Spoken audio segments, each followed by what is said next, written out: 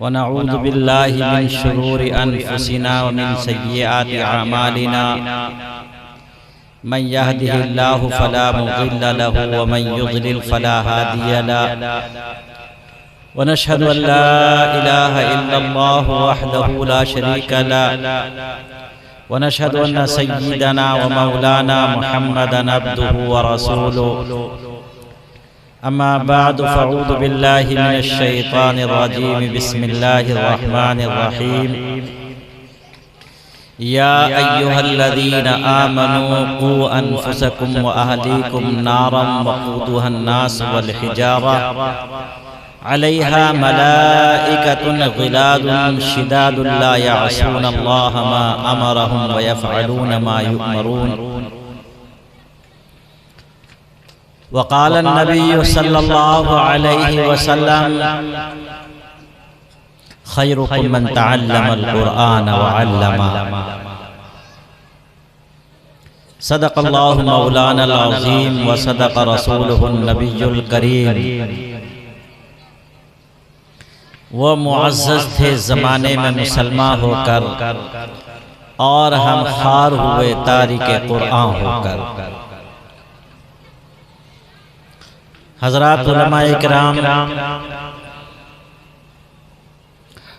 بزرگوں، نوجوان ساتھیوں، پیارے بچوں اور پردے کے پیچھے بیٹھی ہوئی ماں اور بہنوں، آپ کافی دیر سے بڑے بڑے علماء اکرام کی باتیں، بیانات، اشعار، قرآن پاک کی تلاوتوں سے محظوظ ہو رہے ہیں۔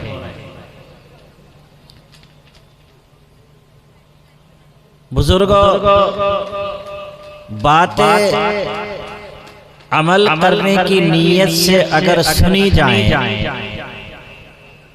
تو ایک عالم کا بیان ہی کافی ہوتا ہے۔ چند علماء کی بیانات کی ضرورت نہیں ہے۔ میں مغرب کے کچھ دیر بعد پہنچ گیا تھا، حضرت مولانا عزیز اللہ صاحب کا بیان ہوا، ولولہ انگیز اور فکر لیے ہوئے بیان تھا، آپ نے وہ بھی سماعت کیا۔ حضرت مولانا اطہر حقانی صاحب کا بھی بیان آپ لوگوں نے سماعت فرمایا، اور ابھی میں جب اسٹیج پر آ گیا تو ایک قاری صاحب، قاری اکرام صاحب نام شاید ان کا ہے، ان کی بہت شاندار تلاوت کلام پاک آپ لوگوں نے سماعت فرمائی۔ اس کے بعد میرے کرم فرما دارالعلوم دیوبند کے مؤقر استاذ حضرت مولانا قاری محمد یوسف صاحب، استاد شعبہ تجوید و قرات دارالعلوم دیوبند کی پرسوز آواز میں بہت قیمتی تلاوت کلام پاک سماعت فرمائی۔ اب آخر میں سما خراشی کے لیے بندہ حاضر ہے، دعا کیجئے باری تعالی آپ لوگوں کی برکت سے، اور اس مجمع میں کتنے اللہ کے مقبول بندے ہیں ان کی برکت سے کچھ مفید باتیں میری گناہگار زبان سے ادا کرا دے، اور پھر ہم سب کو ان باتوں پر عمل کر کے ان کو ہماری نجات کا ذریعہ بنا دے، ذخیرہ آخرت بنا دے، جنت میں ترقی کا سبب بنا دے۔ دعا کے لیے فرما دیجئے آمین یا رب العالمین۔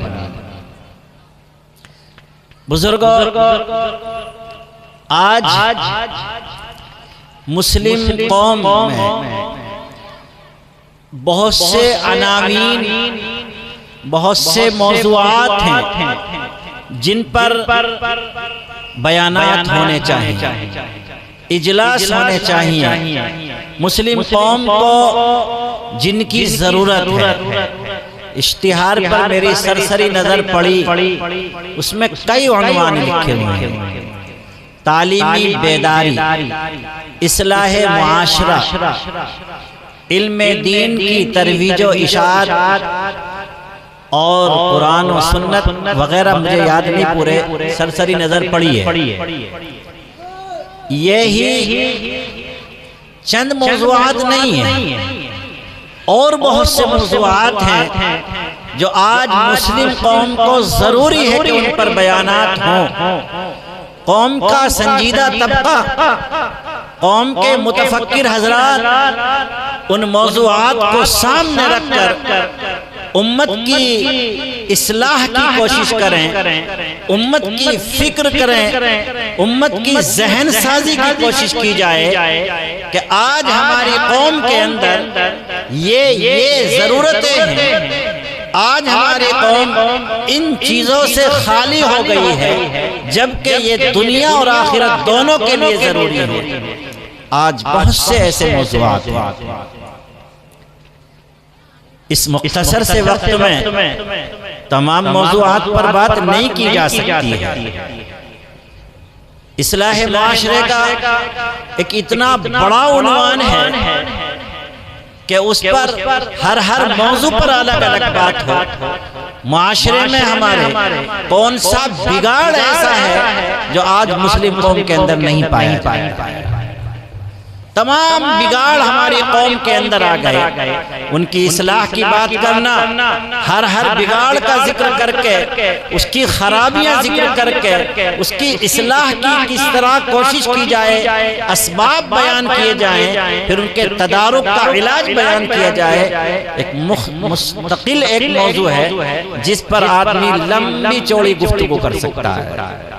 تعلیمی بیداری، آج مسلم قوم میں تعلیم سے غفلت اور دوری اس قدر بڑھ چکی ہے کہ وہ ہر آدمی آج کے دور میں ایک عقل رکھتا ہے، سمجھ رکھتا ہے، تجزیہ کرتا ہے، دیکھتا ہے اپنی آنکھوں سے کہ دوسرے لوگ تعلیم میں کتنے آگے بڑھ رہے اور مسلم قوم کتنی پیچھے ہٹ کے چلی جا رہی ہے۔ جبکہ ہمارے دین اور شریعت کی ابتدا بنیاد ہی تعلیم سے ہے۔ سب سے پہلے وحی اقرأ بسم ربک الذی خلق سے نازل ہوئی کہ پڑھیے۔ پڑھنا، تعلیم، یہ ہماری مسلم قوم کی شریعت کا سب سے پہلا سبق ہے، لیکن امت آج تعلیم میں بہت پیچھے جا چکی ہے۔ قرآن و سنت سے دوری، فروغ تعلیم دین، یہ ایک مستقل موضوع ہے۔ آج مسلمانوں کے اندر بچوں کو آگے بڑھانے، بچوں کو پڑھانے کی فکر اگر ہے تو وہ بھی صرف اسکولی تعلیم اور دنیاوی تعلیم کی حد تک ہے۔ دین پڑھانا ہے، قرآن کی تعلیم دینا ہے، حدیث سے آشنا کرنا ہے، یہ فکر 100 میں 1% لوگوں کو بھی نہیں ہے تقریباً۔ یہ سارے موضوعات ہیں جن موضوعات پر کھل کر بات ہونی چاہیے، جن پر تفصیل سے گفتگو ہونی چاہیے۔ اس لیے میرے بزرگوں غور کرو، میں نے ایک آیت کریمہ تلاوت کی ہے، اگر اس آیت کریمہ پر ہم سب کا عمل ہو جائے، مسلم قوم عمل کرنے لگے، قرآن کے ماننے والے، قرآن کا دم بھرنے والے، اللہ کا عقیدہ رکھنے والے، رسول کی رسالت پر ایمان لانے والے اور اللہ کی وحدانیت کو ماننے والے اس ایک آیت کریمہ پر عمل کر لیں، اس کے حکم پر عمل کر لیں، تو انشاءاللہ ان تمام موضوعات پر الگ الگ باتیں کرنے کی ضرورت نہیں ہوگی۔ اللہ تعالیٰ ارشاد فرماتے ہیں، یا ایھا الذین آمنوا قوا انفسکم واہلیکم نارا، او ایمان والو او آخرت پر یقین رکھنے والوں، او اللہ کے ایک ماننے کا دم بھرنے والوں، محمد کی رسالت کو ماننے والوں، قرآن کے حق ماننے والوں، سنو۔ ایمان والا ایک آدمی کی کون سا ایمان والا؟ ان تمام چیزوں پر ایمان لانے والا، تقدیر پر ایمان لانے والا، یوم آخرت پر ایمان لانے والا، یوم جزا پر ایمان لانے والا، تمام چیزوں پر ایمان لانا۔ یا ایھا الذین آمنوا، اے ایمان والو کیا کرو؟ قو انفسکم واہلیکم نارا، تم خود بھی دوزخ کی آگ سے بچو اور اپنے اہل و عیال کو بھی دوزخ کی آگ سے بچاؤ۔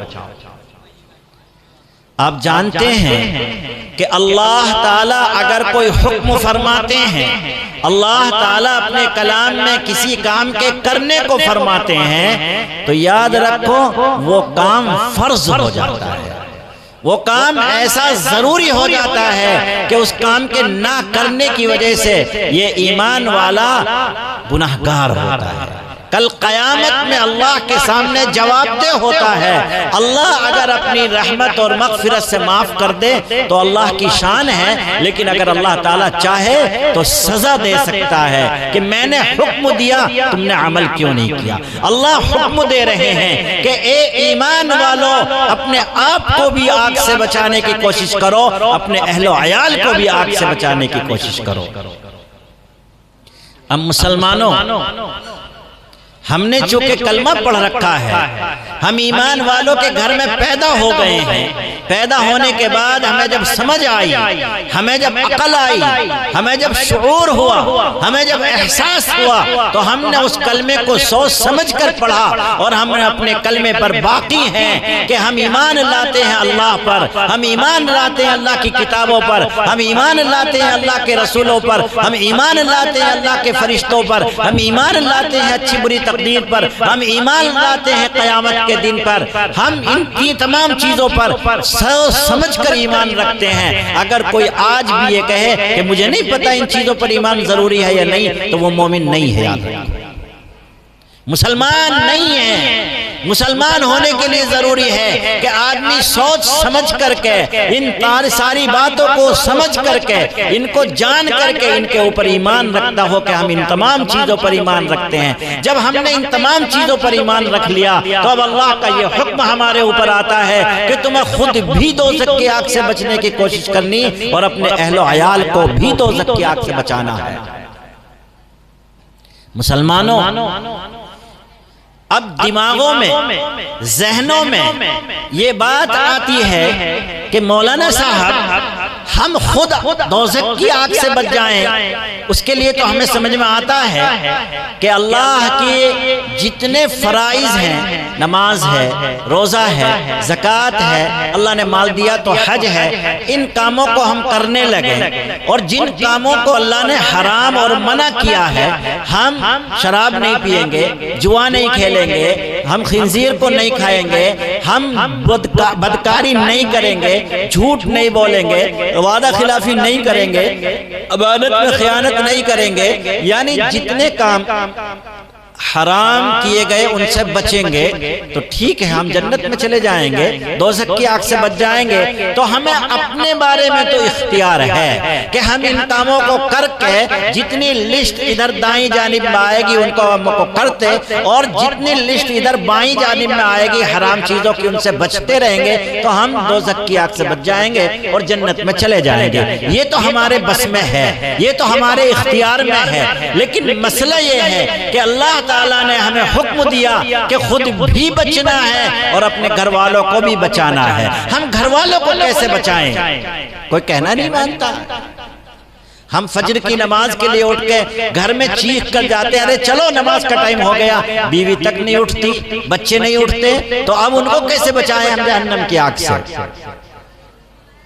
رمضان کا مہینہ آتا ہے، ہمارے جوان بچے روزے نہیں رکھتے، کوئی جمعے کا رکھ رہا ہے تو کوئی جمعرات جمعے کا رکھ رہا ہے تو کوئی پورے مہینے میں 1-2 دن کے رکھ رہا ہے تو کوئی پورے مہینے رکھتا ہی نہیں روزہ۔ کسی نے کہا الوداع کا رکھ لیں گے، عید ہو جائے گی ہماری۔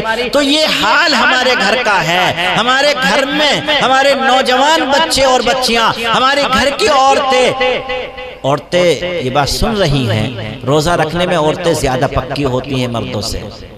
مرد تو کوتاہی کر لیتے ہیں روزوں میں، لیکن عورتیں روزہ رکھنے میں زیادہ پکی ہوتی ہیں، لیکن نمازوں میں عورتیں کوتاہی کرتی ہیں۔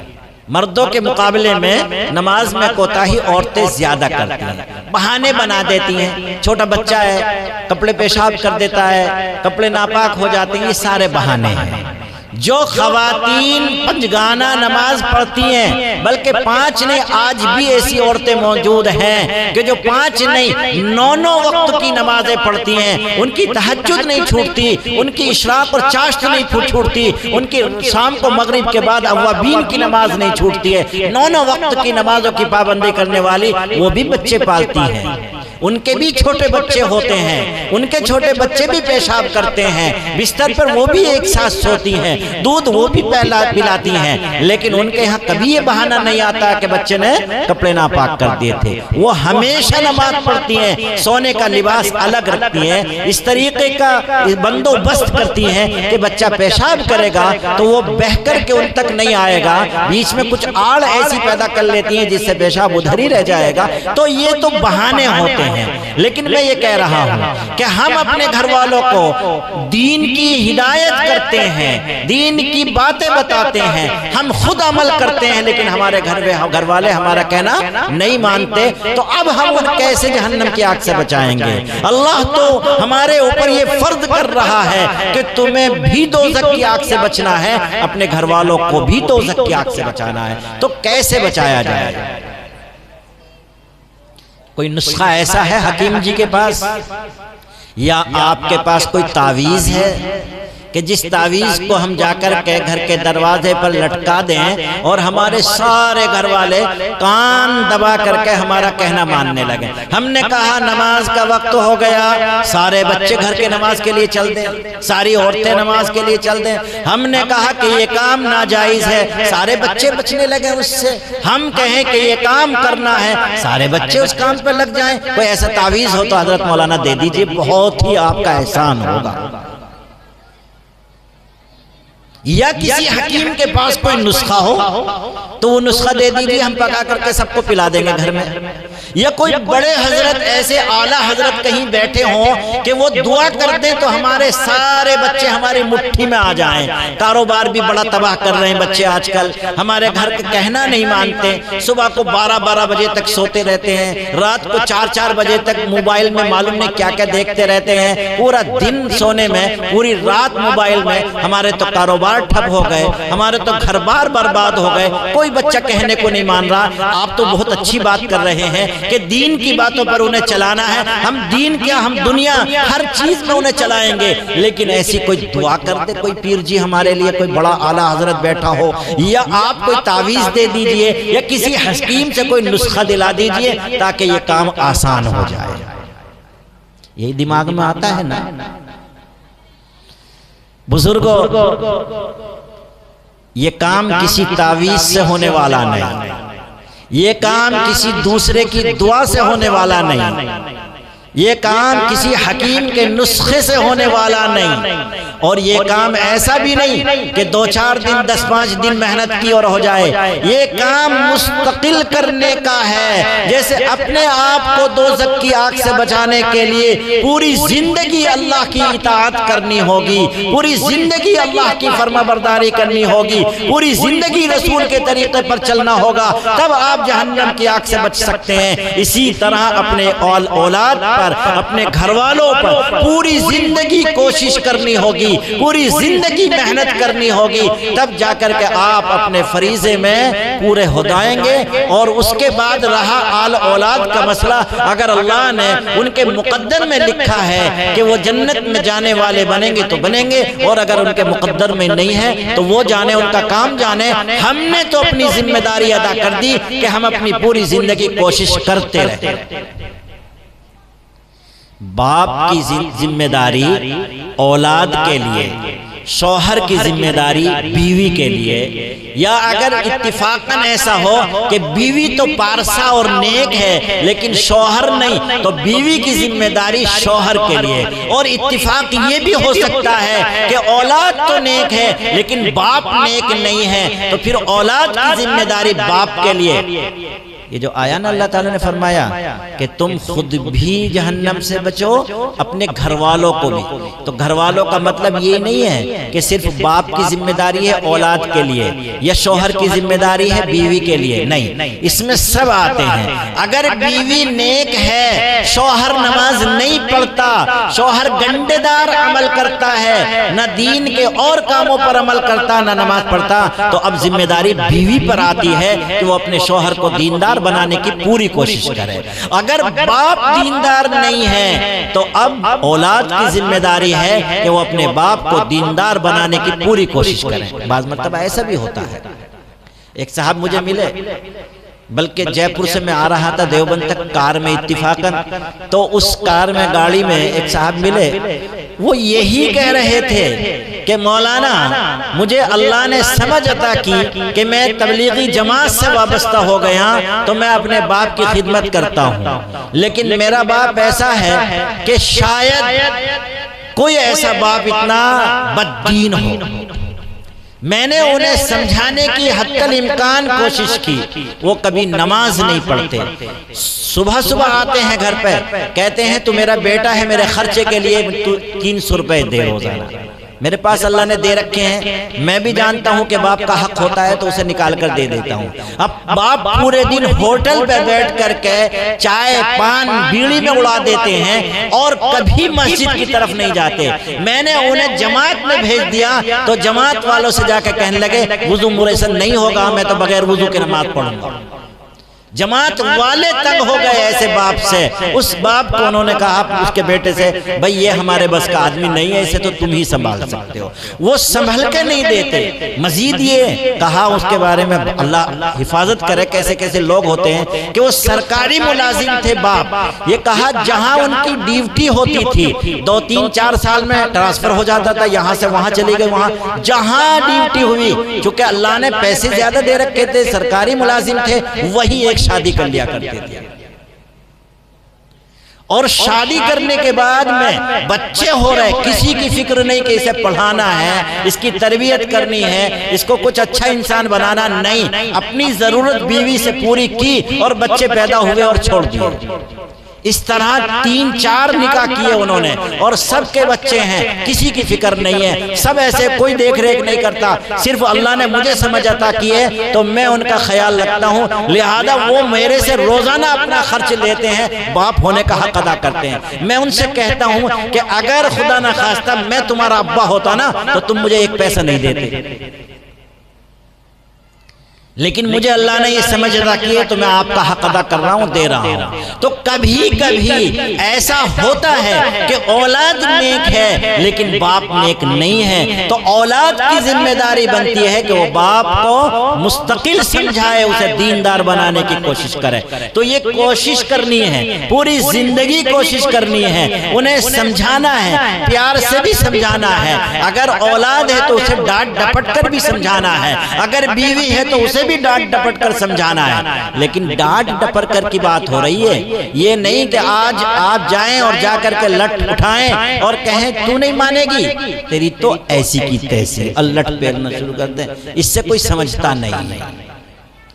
یاد رکھو حضرت نبی علیہ السلام حضرت عائشہ رضی اللہ عنہا سے فرمایا کرتے تھے کہ علیک بالرفق یا عائشہ، عائشہ نرمی کیا کرو، اللہ نرمی سے وہ کام بنا دیتا ہے جو سختی سے نہیں بنتے، جو ڈانٹ سے نہیں بنتے، ڈپٹ سے نہیں بنتے، وہ پیار سے بن جایا کرتے ہیں۔ تو بیوی کو سمجھانا پیار سے اچھا ہے ڈانٹ ڈپٹ کے مقابلے میں، لیکن پیار سے سمجھاتے سمجھاتے ایک لیمٹ ہوتی ہے، وہاں تک سمجھایا، اگر دیکھ رہے ہیں کہ نہیں سمجھ میں آ رہی تو پھر تھوڑی سختی بھی کی جائے۔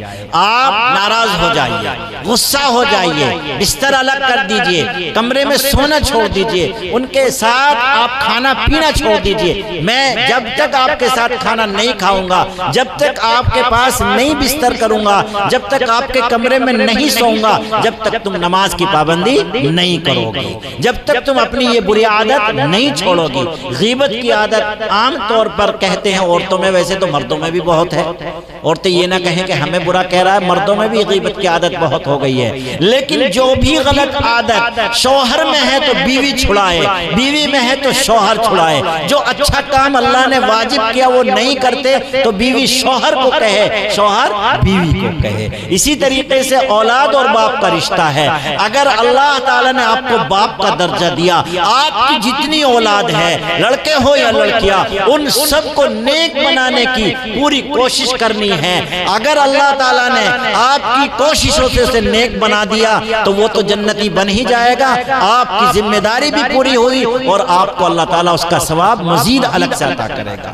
آپ کوشش کرتے جائیے، لیکن اتفاقاً ایسا ممکن ہے کہ آپ نے پوری کوشش کر لی لیکن اولاد کے حق میں دینداری نہیں تھی، وہ دیندار نہیں بن سکا، کوئی بات نہیں، آپ نے تو اپنی ذمہ داری ادا کر دی، اب وہ جانے اس کا کام جانے۔ ہم نے تو اپنی ذمہ داری ادا کی، اللہ نے ہماری ذمہ داری بنائی تھی، قُوا أَنفُسَكُمْ وَأَهْلِيكُمْ نَارًا، تمہیں خود بھی جہنم کی آگ سے بچنے کی کوشش کرنی ہے اور اپنے گھر والوں کو بھی جہنم کی آگ سے بچانے کی کوشش کرنی ہے۔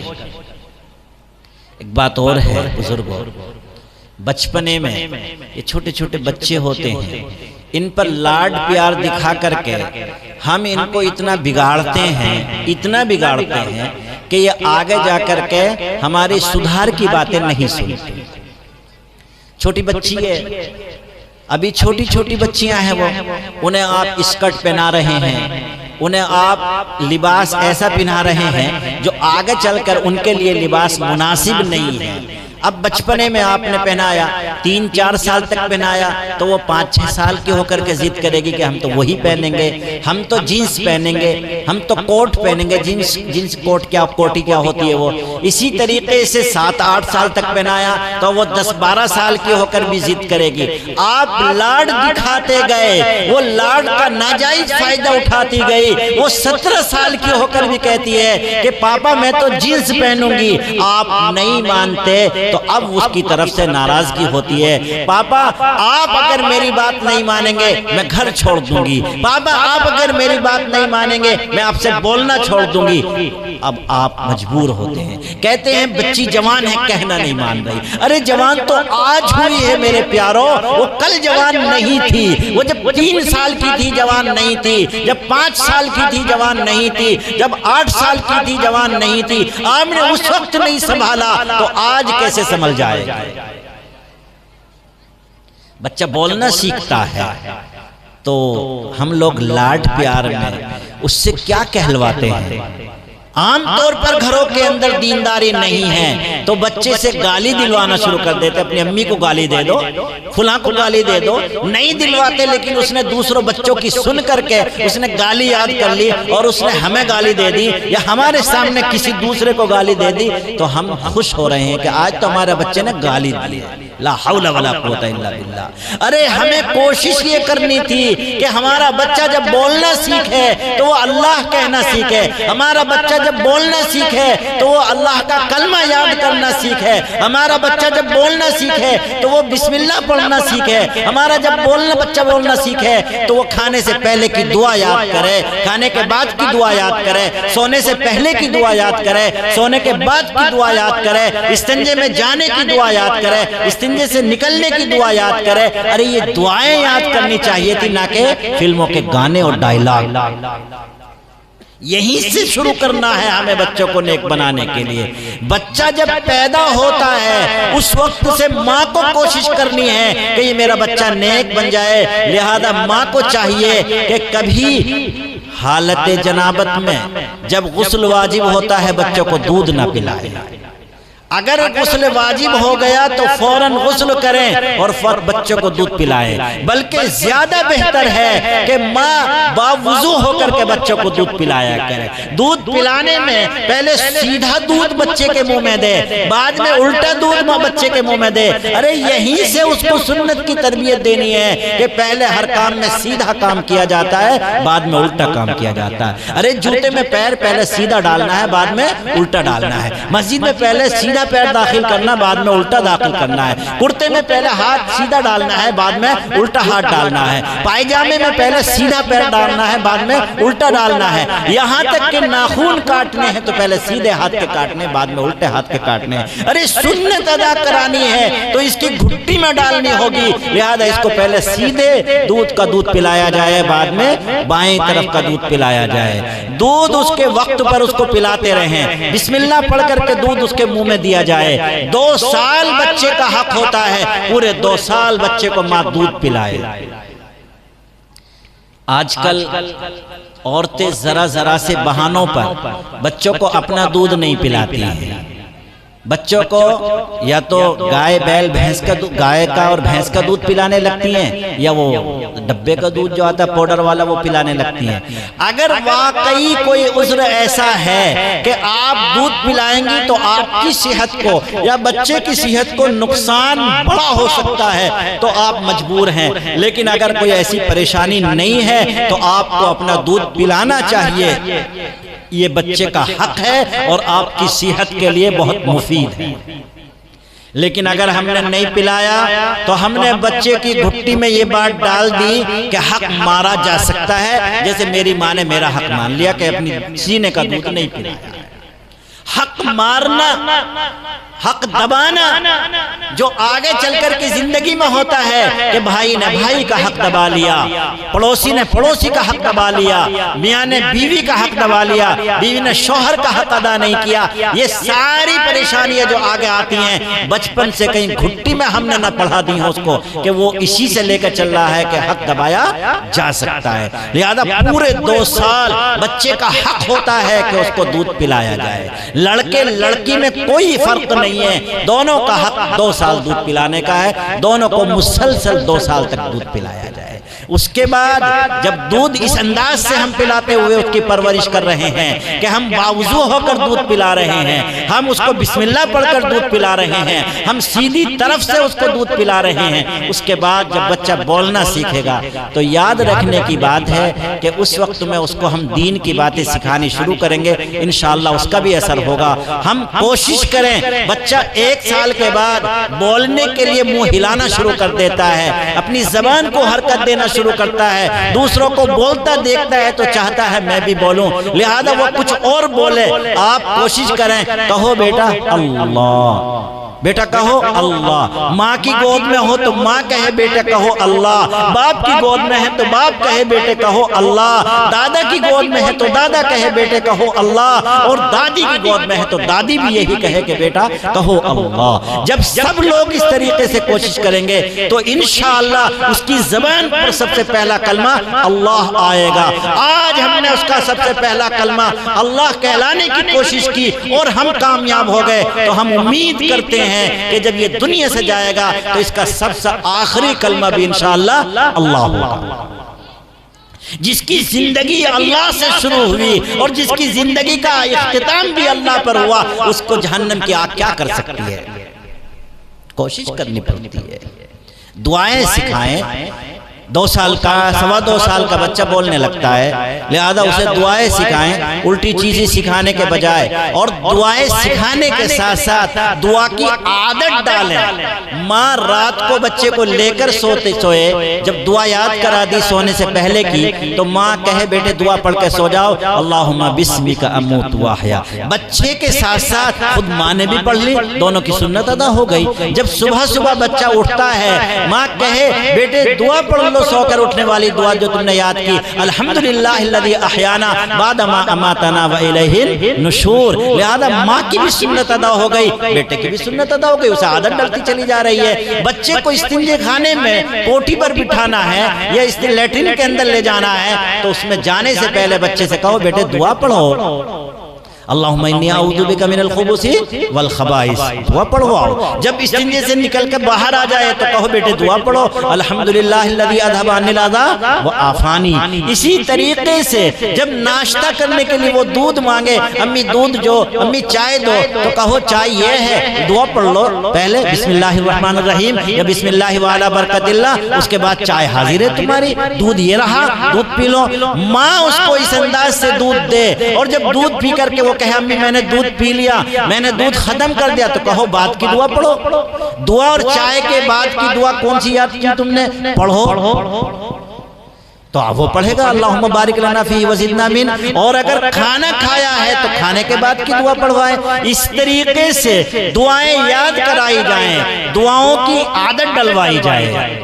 ایک بات آج کے دور میں لوگ کہتے ہیں دنیا نے بڑی ترقی کی، آج ماڈرن زمانہ ہے، دنیا ترقی کر رہی ہے کہ 2.5 سال 2.25 سال کے بچے کا ایڈمیشن ہو جاتا ہے اور اس کو اسکول میں پڑھانا شروع کر دیا جاتا ہے۔ پہلے ہم دیکھتے تھے 5-5 6-6 سال کے بچے، 7-7 8-8 سال کے بچے ایسے گھومتے رہتے تھے، کوئی ان کو پڑھاتا نہیں تھا۔ آج زمانہ ترقی کر رہا ہے کہ 2.5 سال کے بچے کو 2.25 سال کے بچے کو ایڈمیشن مل جاتا ہے، وہ پڑھنا شروع کر دیتا ہے۔ ارے مسلمانوں، ہم اپنی تاریخ بھول گئے، ہمیں معلوم نہیں، ہم یاد نہیں رکھ رہے ہیں۔ یہ اسلام کے اور اس ماڈرن زمانے کے درمیان کا فرق ہے۔ آج ماڈرن زمانہ 1450 سال بعد جو کام کر رہا ہے، ہماری شریعت میں 1450 سال پہلے وہ کر کے دکھایا گیا۔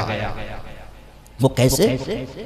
حضرت نبی علیہ السلام نے ارشاد فرمایا کہ جب تمہارے بچے 7 سال کی عمر کو پہنچ جائیں تو انہیں نماز پڑھنے کا حکم دو۔ 7 سال کی عمر میں نماز پڑھنے کو کہو، نماز پڑھو۔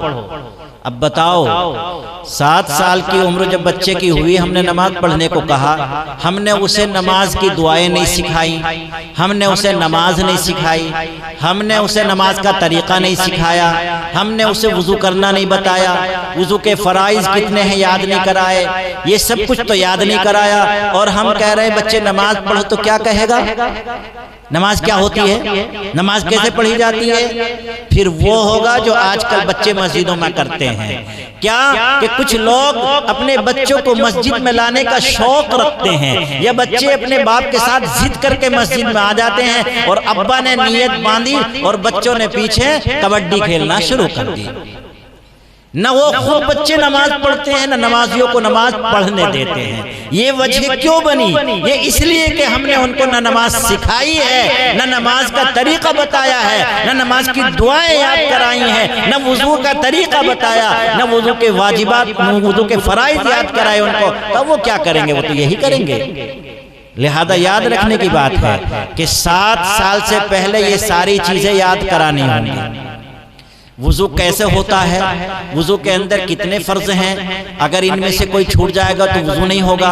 وضو کو توڑنے والی کتنی چیزیں ہیں؟ اگر ان میں سے کوئی چیز پیش آ جائے گی تو وضو ٹوٹ جائے گا۔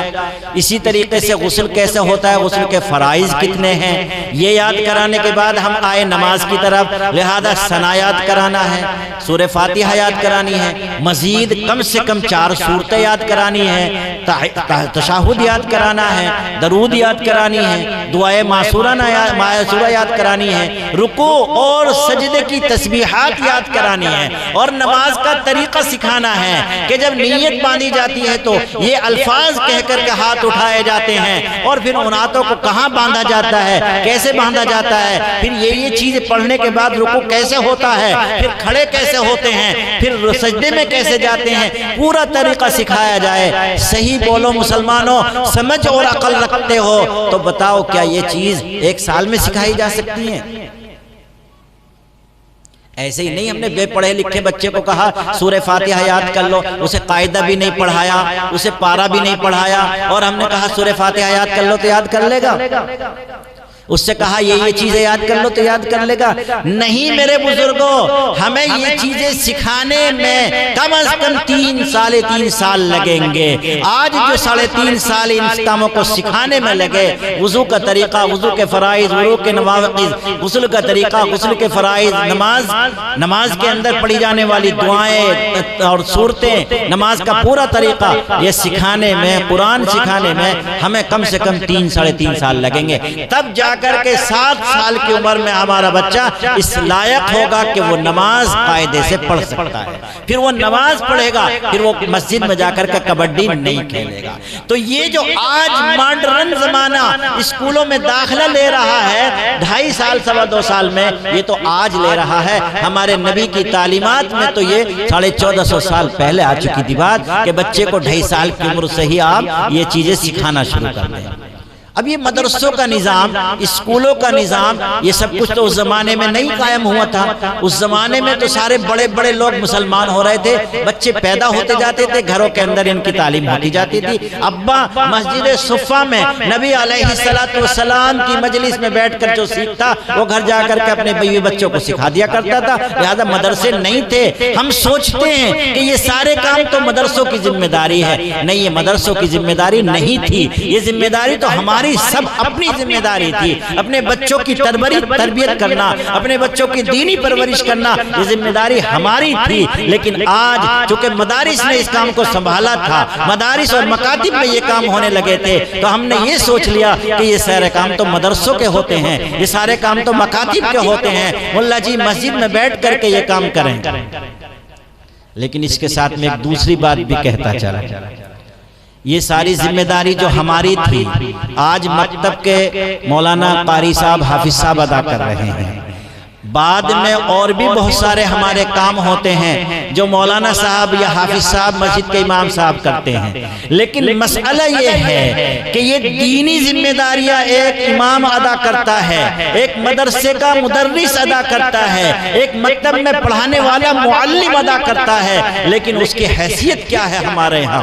ہم دنیاوی کام کرنے والوں کو کیا حیثیت دیتے ہیں اور دین کے کام کرنے والوں کو کیا حیثیت دیتے ہیں؟ ہم ایک وکیل صاحب کے پاس کئی مشورے کے لیے جاتے ہیں، وہ 10 منٹ کے مشورے کی فیس 500 روپے مانگتا ہے، آسانی سے نکال کر کے دے کے چلے آتے ہیں۔ ایک ڈاکٹر کے یہاں ہم جاتے ہیں، اپنی نبض دکھاتے ہیں، وہ بیماری پہچان کر کے ایک کاغذ پر دوائیں لکھ دیتا ہے، اس کو 10 منٹ خرچ ہوتے ہیں، وہ 10 منٹ میں 500 روپے فیس مانگتا ہے، بڑی آسانی سے نکال کر کے ٹیبل پر رکھ کر آ جاتے ہیں۔ ایک انجینئر کے پاس جاتے ہیں، مکان کے نقشے کی لائنیں کھنچواتے ہیں، اس کے پاس بہت سے پہلے مکانات کے نقشے موجود ہوتے ہیں، انہی میں سے ہلکی پھلکی ترمیم کی، لائن ادھر سے ادھر کھینچی اور نقشہ ہاتھ میں دینے کے بعد کہتا 10,000 روپے فیس ہو گئی، 10,000 روپے آسانی سے دے کر چلے آتے ہیں۔ تو انجینئر کی قدر ہے، ہمارے پاس وکیل کی قدر ہے، ڈاکٹر کی قدر ہے، یعنی سب لوگوں کی، دنیا داروں کی تو قدر ہے، لیکن ایک امام،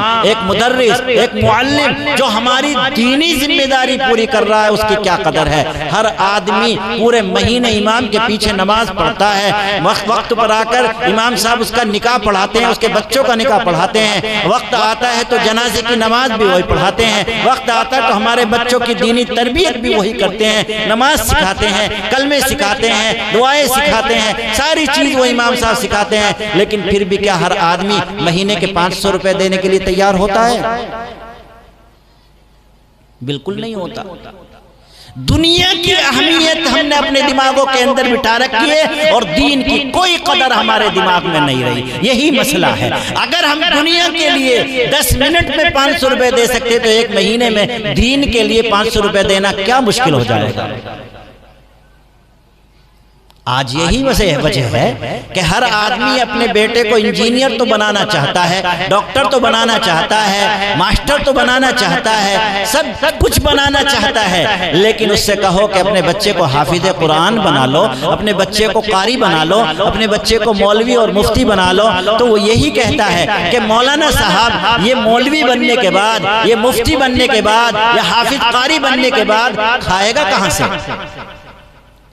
ارے یہ نظام یہ ہم نے بنایا یا اللہ نے اتارا تھا؟ کہ اللہ نے یہ حکم دیا تھا کہ انجینئر کو بھی دینا، ڈاکٹر کو بھی دینا، ماسٹر کو بھی دینا، وکیل کو بھی دینا، لیکن مسجد کے مولانا کو مت دینا، مدرسے کے استاذ کو مت دینا؟ کیا اللہ کا حکم ہے؟ کیا رسول اللہ کا حکم ہے؟ کسی کتاب میں پڑھ لیا ہم لوگوں نے؟ دیکھو یہ نہ کہنا بات بہت سخت کر رہا ہے، سخت نہیں کہہ رہا ہوں، جو معاشرے میں ہے وہ کہہ رہا ہوں، جو آج کل ماحول میں ہے وہ کہہ رہا ہوں۔ میرے پیارو، یہ دینی ذمہ داری ادا کرنے والے ہمارے ہی بچے ہیں، ہمارے ہی بھائی ہیں، ہمارے ہی گھروں کے لوگ ہیں، کہیں دوسرے ملکوں سے نہیں آئے، کوئی دوسری قوم نہیں ہے، جنات نہیں، فرشتے نہیں، یہ بھی اسی طرح کے انسان ہیں، ان کے پیچھے بھی وہی ذمہ داریاں ہیں، لہذا ہمیں ان کی ذمہ داریوں کو سامنے رکھنا ہے۔ جب ہم اپنے گھر کے لیے ایک بچے کو 10,000 15,000 روپے کی تنخواہ کے بارے میں یہ کہتے ہیں کہ کھائے گا کیا، تو اب آپ بتائیے ہم اپنے مسجد کے امام کو کیوں 10-12 ہزار روپے دیتے ہیں؟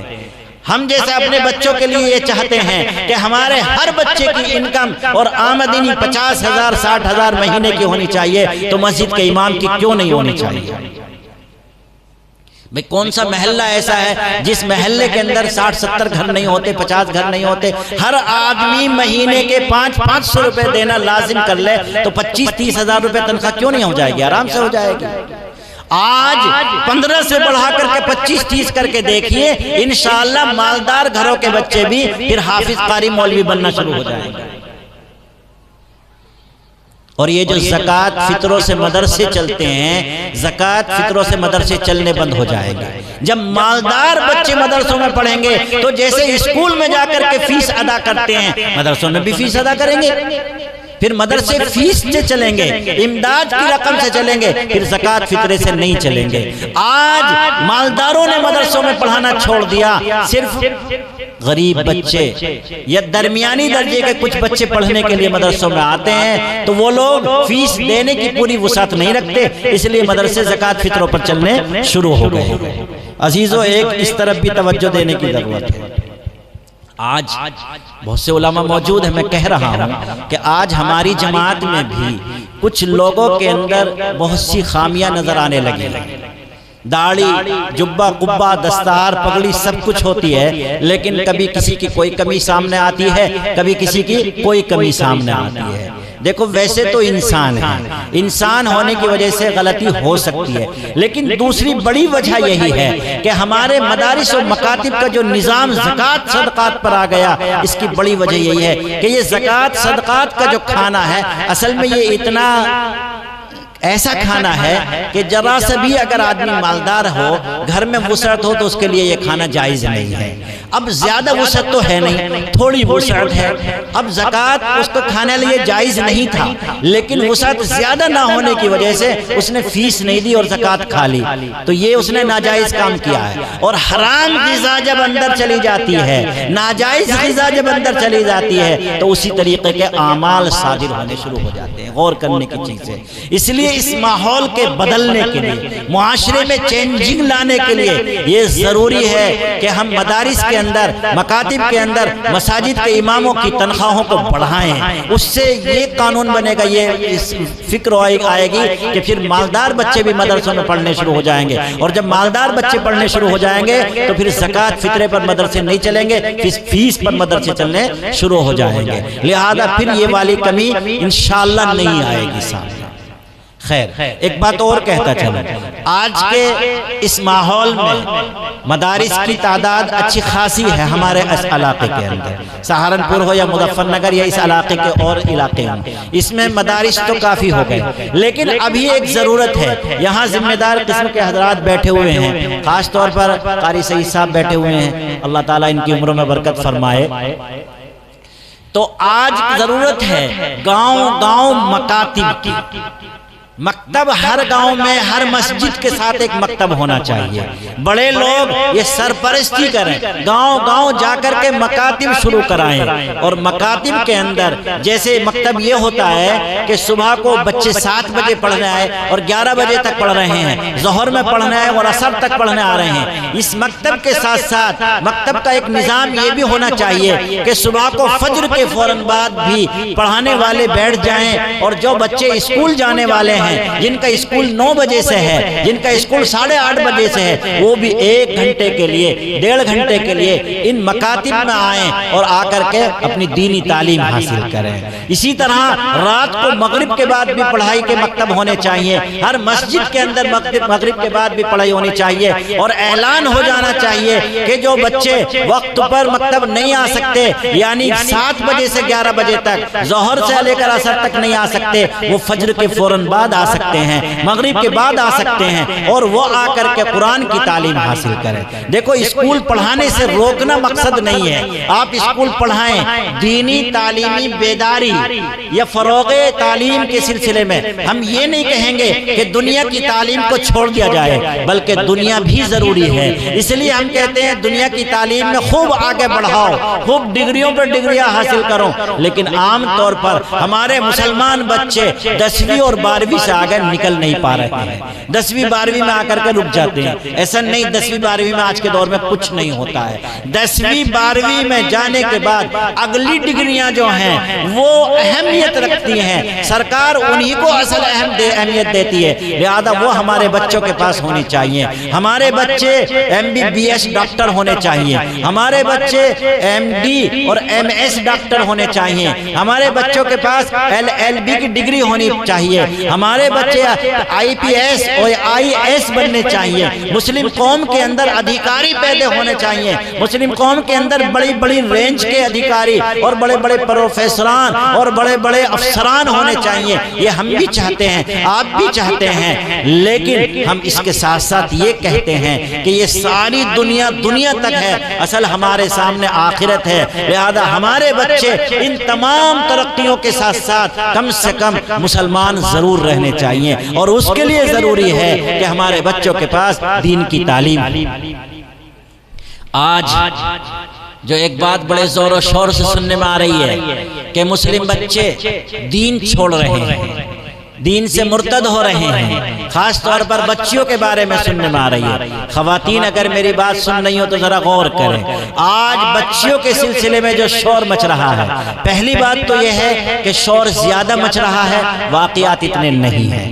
یہ ہماری ہمت توڑنے کے لیے، یہ ہمارے بچوں کو ورغلانے کے لیے اس طریقے کا شور دشمن مچا رہے ہیں۔ بہت سے واقعات ایسے آئے ہیں کہ وہاں شادی ہوتے ہوئے برقع اوڑے ہوئے جو خاتون دکھائی جا رہی ہے وہ مسلمان نہیں تھی، بلکہ غیر مسلم عورت کو برقع اڑا کر کے دکھا دیا گیا کہ یہ دیکھیے مسلمان بچی ایک غیر مسلم کے ساتھ پھیرے لے رہی ہے، مندر میں شادی کر رہی ہے۔ تو یہ ہمارے حوصلے توڑنے کے لیے ایک سازش ہے، ایک پلان ہے، سب سے پہلی بات تو یہ ہے۔ لیکن دوسرے نمبر پر بات یہ ہے کہ کچھ نہ کچھ واقعات ہو رہے ہیں، ایک دم ایسا بھی نہیں کہ کوئی واقعہ ہو ہی نہیں رہا۔ شروع میں تو ہم یہی سوچتے تھے کہ نہیں ہوتا، لیکن بہت سے علاقوں کے اندر جا کر کے معلوم ہوا کہ نہیں، گاؤں کے امام صاحب سے معلوم ہوا کہ ہمارے گاؤں میں 3 بچیوں نے، ہمارے محلے میں 2 بچیوں نے، ہمارے محلے میں اتنی بچیوں نے فلاں غیر مسلم کے ساتھ شادی کر لی ہے۔ تو کچھ نہ کچھ واقعات تو ہو رہے ہیں۔ اس کے پیچھے بھی وجہ یہی ہے کہ ان بچیوں کو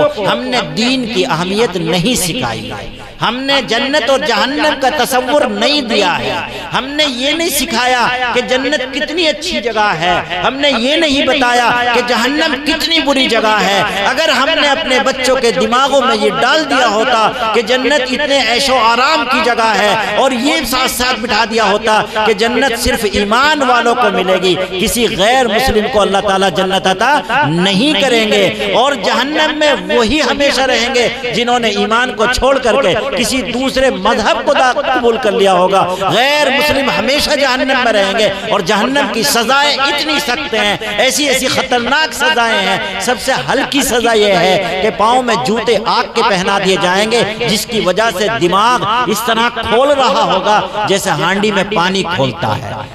یہ سب سے ہلکا عذاب ہوگا، ورنہ تو جہنم کے عذابوں کو بیان کر کے رونگٹے کھڑے ہو جاتے، اتنے سخت سخت عذاب ہیں۔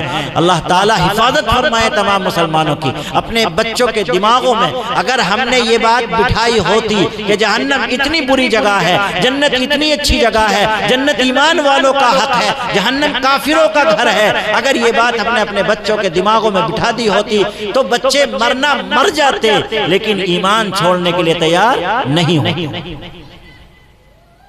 لیکن ہمارے گھروں میں تربیت نہیں رہی، یہ چیزیں سمجھانے کا وقت نہیں ہے، اس لیے سارے واقعات آ رہے ہیں۔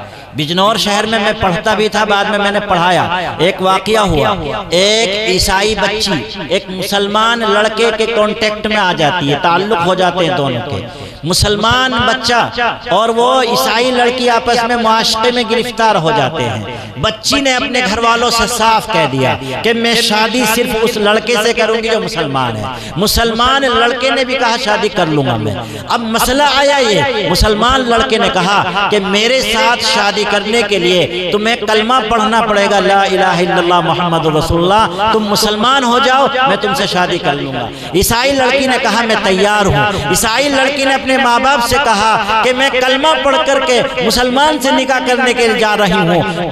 ان عیسائیوں نے، ان کے ماں باپ نے اس لڑکے کو اپنے پاس بلایا، مسلمان بچے کو بلا کر لاؤ، اس سے کہا بیٹا کیوں چکر میں پڑتے ہو، یہاں تمہارا گھر بھی بہت اچھا نہیں ہے، یہاں تمہارے پاس کوئی نوکری بھی نہیں ہے، تم ایسا کرو کہ یا تو انگلینڈ کے اندر یا امریکہ کے اندر دونوں جگہ میں سے جہاں چاہو وہاں آپ کو شاندار ایک گھر ہاؤس دیا جائے گا اور اس کے ساتھ وہاں کی نیشنلٹی تمہیں دلائی جائے گی اور سرکاری نوکری دلائی جائے گی، تم ہمارے عیسائیت میں آ جاؤ اور اس بچی سے نکاح کر کے چلے جاؤ، تم آج ہاں کرو، ہم تمہاری ویزا کا اور پاسپورٹ کا انتظام کرتے ہیں، 10-15 دن کے اندر اندر تم انگلینڈ یا امریکہ جہاں جانے چاہو گے چلے جاؤ گے۔ ادھر سے یہ اس بچے کو بہکانے کے لیے لالچ دیا گیا، لالچ بہت بڑا تھا، امریکہ کے اندر شہریت نیشنلٹی مل جائے گی یا انگلینڈ میں، وہاں ایک بہترین گھر مل جائے گا، سرکاری نوکری مل جائے گی اور تمہاری چاہی ہوئی تمہاری اہلیہ بیوی مل جائے گی، تم وہاں چلے جاؤ۔ لڑکے کی تربیت اچھی طرح ہوئی تھی، وہی میں کہہ رہا ہوں، لڑکے نے صاف کہہ دیا کہ میں اس کو چاہتا ضرور ہوں لیکن اتنا نہیں چاہتا کہ اپنا ایمان چھوڑ دوں، اس کی 100 مرتبہ غرض ہو تو یہ اپنا دھرم چھوڑ کر کے میرے ایمان میں آئے تب جا کر کے میں اس سے شادی کروں گا، ورنہ میں اپنا دھرم اور مذہب چھوڑنے والا نہیں ہوں۔ جب بچے کا یہ مضبوط جواب سنا تو وہ بھی پکے تھے، انہوں نے اسی وقت اپنی بچی کا پاسپورٹ لگایا، ویزا لگائی اور اس کو باہر بھیج دیا۔ اب وہ وہاں جا کر کے کیا ہوگا کیا نہیں ہوگا، انہوں نے بھی اس کو اسلام مذہب میں نہیں آنے دیا، لیکن ہمیں اس سے کوئی تعلق نہیں کہ کوئی آئے یا نہ آئے، مسئلہ یہ ہے کہ ہمارا نہیں جانا چاہیے، مسئلہ یہ ہے کہ ہمارا نہیں جانا چاہیے۔ ایک سپوت، ایک ہماری بیٹی جسے ہم نے 20, 22, 25 سال تک خون جگر دے کر کے پالا، اس کی تربیت کی، اس کی پرورش کی، اور ہم اپنی آنکھوں کے سامنے اس میں جہنم میں جلتا دیکھ لیں، یہ ہم برداشت کر سکتے ہیں؟ ہم تو جنت میں چلے جائیں اور ہماری اولاد جہنم میں جلتی رہ جائے اور وہ بھی ہمیشہ ہمیشہ کے لیے، کیا برداشت کر سکیں گے؟ نہیں برداشت کر سکیں گے۔ آج کسی بچے کے ذرا سا ہڈی میں فریکچر آ جاتا ہے، ماں باپ کو پتہ چل جاتا ہے کہ بائک پھسل گئی تھی، بچے کے پیر میں فریکچر آ گیا، تو ماں باپ رات کو کھانا چھوڑ دیتے ہیں، رات کی نیند غائب ہو جاتی ہے، نہ بھوک ہے نہ پیاس، نہ نیند ہے نہ آرام۔ کوئی کہتا ہے پاپا کھانا کھا لو، ممی کھانا کھا لو، کہاں سے مجھے بھوک لگ جائے گی، کہاں سے مجھے پیاس لگ جائے گی، میرے بچے کی ہڈی فریکچر ہو گئی، وہ ہسپتال میں پڑا ہوا ہے، وہ ہاسپٹل میں ہے، وہ کس حال میں ہے، اس نے کھانا کھایا یا نہیں کھایا، اس نے پانی پیا یا نہیں پیا، میں کیسے کھا سکتی ہوں، میں کیسے کھا سکتا ہوں؟ آج دنیا میں ہڈی کا ہلکا سا فریکچر برداشت نہیں ہو رہا ہے، اور کل قیامت کے دن یہی ہمارا لاڈلا، یہی ہماری لاڈلی ہمیشہ ہمیشہ کے لیے جہنم میں چلا جائے تو کیسے برداشت ہوگا؟ بتاؤ۔ فکر آج کرنی ہے، کل نہیں کرنی۔ جب وہ جہنم میں چلے جائیں گے تو ہم کل فکر کریں گے، وہاں فکر کرنے سے کچھ نہیں ہوگا، جو کرنا آج کرنا ہے۔ اس لیے اپنے بچوں کی پرورش پر، ان کے ذہن سازی پر، ان کا ذہن ایمانی بنانے پر، قرآن و سنت سے ان کا تعلق جوڑنے پر، جنت اور جہنم کی حقیقت ان کے سامنے کھول کر رکھنے کا آج دن ہے، آج کوشش کرنی ہے۔ اگر آج ہم نے کوشش کر لی تو اللہ نے جو ہمیں فرض دیا ہے کہ یا ایھا الذین آمنوا قوا انفسکم واہلیکم نارا، خود بھی جہنم کی آگ سے بچو اور اپنے اہل و عیال کو بھی جہنم سے آگ سے بچانے کی کوشش کرو۔ اور یہ آگ کیسی ہے کہ جس کا ایندھن انسان اور پتھر ہے، اس میں لکڑی نہیں جلائی جائیں گی، اس میں انسان جلائے جائیں گے، اس میں پتھر جلائے جائیں گے، وہ پتھر جنہیں لوگ آج معبود بنائے بیٹھے ہیں، جن کے مجسمے سامنے رکھ کر کے جن کے سامنے ہاتھ جوڑے جاتے ہیں، سر جھکایا جاتا ہے، ان پتھروں کو بھی جہنم میں ڈال دیا جائے گا۔ لو تمہارے تو معبود بھی جہنم میں چلے گئے، اب بتاؤ کیا کرو گے؟ کون بچانے والا ہے تم لوگوں کو؟ اللہ یہ دکھانے کے لیے ان کے پتھروں کو بھی جہنم میں ڈال دے گا۔ بلکہ بعض لوگوں نے یہ کہا ہے کہ یہاں پتھر سے مراد یہ پتھر نہیں ہے بلکہ گندھک کے پتھر ہیں، وہ گندھک جو بہت بدبودار ایک دوا ہوتی ہے، کھجلی وغیرہ میں استعمال کرتے ہیں، اگر جسم پر لگا لیں تو دور سے اس کی بدبو آنی شروع ہو جاتی ہے، وہ جلایا جائے گا، آگ اس سے اور تیز ہو جائے گی۔ ویسے ہی جہنم کی آگ دنیا کی آگ کے مقابلے میں 70 درجے زیادہ ہے، اور پھر اس میں گندھک ڈال دیا جائے تو وہ تو اور بہت تیز ہو جائے گی. آگ کو تیز کرنے کے لیے اس میں گندھک کا پتھر ڈالا جائے گا. میرے عزیزو، اس آگ سے ہمیں خود بھی بچنا ہے اور اپنے گھر والوں کو بھی بچانے کی پوری کوشش کرنی ہے. وقت پورا ہو گیا، 10 بجے تک کا وقت دیا تھا، بلکہ 10:60 پہ میں بیٹھا تھا اور 9 بج کے، اور اس وقت 10:07 ہو رہے، پورا 1 گھنٹہ ہو گیا. جو کچھ کہا گیا اللہ اس پر عمل کی توفیق عطا فرمائے. دیکھیے اصلاح معاشرہ بھی اس میں ہو جائے گا کہ ہمارے بچے ہماری تربیت کی وجہ سے نیکی پر لگ جائیں گے تو برے کام ختم ہو جائیں گے، اور جب برے کام ختم ہو جائیں گے تو کسی اصلاح معاشرے کی ضرورت نہیں ہے. اسی انداز پر ہم اپنے بچوں کی تربیت کریں گے تو فروغ تعلیم بھی ہو جائے گا، پڑھتے چلے جائیں گے بچے آگے کو. یعنی جن جن چیزوں کی ضرورت ہے انشاءاللہ تربیت اگر ہم اسلامی انداز سے کریں گے تو انشاءاللہ وہ سارے کام ہوتے چلے جائیں گے. اللہ تبارک و تعالی عمل کی توفیق عطا فرمائے. اس جلسے کو اور اس میں تمام طرح کا تعاون کرنے والوں کو، چاہے انہوں نے محنت کر کے تعاون کیا ہو، چاہے پیسے دے کر کے تعاون کیا ہو، چاہے مشورے دے کر کے تعاون کیا ہو، جس طرح بھی اس جلسے کے انعقاد میں جن لوگوں کا تعاون رہا، اللہ تعالیٰ ان کو اپنی شان کے مطابق بہترین بدلہ عطا فرمائے. تمام شرکت کرنے والوں کی اللہ مغفرت فرمائے. آمین. وآخر دعوانا الحمدللہ.